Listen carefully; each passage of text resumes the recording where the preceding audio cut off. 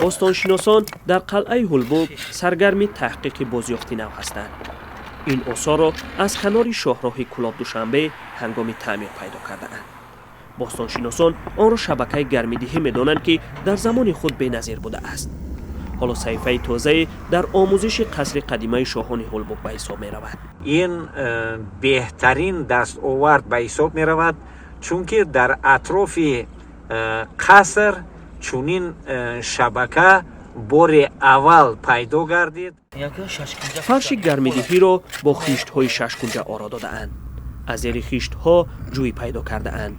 باستانشناسان میگویند هنوز کاوش به آخر نرسیده است. احتمال زیر این زمین اسرار بیشتری نهفته باشد. در پشت من باید تاکورسی پنجره‌های قلعه هولبوگ ساخته میشد، اما هنگام کندن چقوری شبکه گرمیدهی این قلعه پیدا شده است.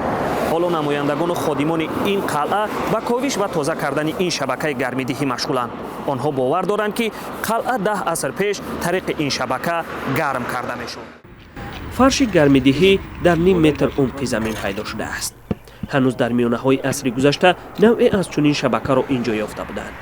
حالا ظاهراً شکل کامل و فرق کننده آن را یافتند که بازیافت نادر در کشور است.